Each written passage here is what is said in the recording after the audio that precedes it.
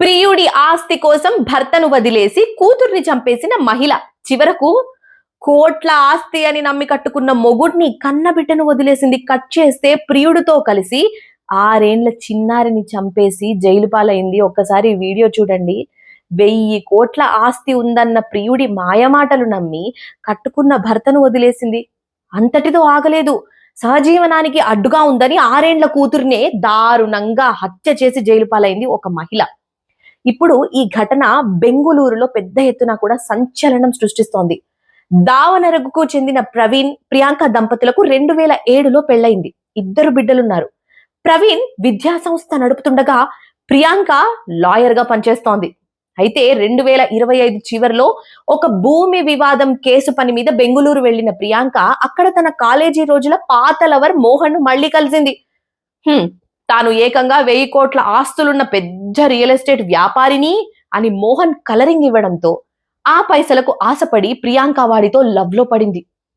ఇంటికొచ్చి భర్తకు విడాకుల కోసం టార్చర్ పెట్టి పెద్ద కూతుర్ని భర్త దగ్గరే వదిలేసి చిన్న కూతురు వెన్నెలను తీసుకొని బెంగుళూరులోని ఒక అద్దె విల్లాలో మోహన్ తో కలిసి కాశీలో రహస్యంగా పెళ్లి చేసుకొని సంసారం పెట్టింది. కానీ అసలు దారుణం ఏంటంటే తమ సహజీవనానికి భవిష్యత్తుకు 6 ఏళ్ల చిన్నారి వెన్నెల అడ్డుగా ఉందని భావించిన ఈ కసాయి తల్లి మార్చి 24న పాప పుట్టిన రోజు నాడే బిర్యానీని, ఐస్ క్రీమ్ అని తినిపించి ఆ తర్వాత దారుణంగా గొంతు నులిమి చంపేసిందంట. అనారోగ్యంతో చనిపోయిందని అబద్ధాలు చెప్పి అంత్యక్రియలు చేసిన భర్త ప్రవీణ్ కు అనుమానం వచ్చి పోస్ట్ మార్టం రిపోర్ట్ ను విదేశాల్లో ఉన్న ఒక డాక్టర్ చెల్లెలికి చూపిస్తే అది పక్కా హత్య అని తేలింది. దాంతో పోలీసులు రంగంలోకి దిగి దర్యాప్తు చేయగా అసలు పాపమంతా కూడా బయటపడింది. పోలీసులు కేసు పెట్టి మోహన్ ను ముందే అరెస్ట్ చేయగా అప్పటి నుంచి పరారీలో ఉన్న ప్రియాంకను తాజాగా అదుపులోకి తీసుకొని కటకటాలు వెనక్కి నెట్టారు. కట్ చేస్తే 1000 కోట్ల ఆసామి అనుకున్న ఆ మోహన్ గాడు పెద్ద వ్యాపారి కాదు, ఏం కాదు.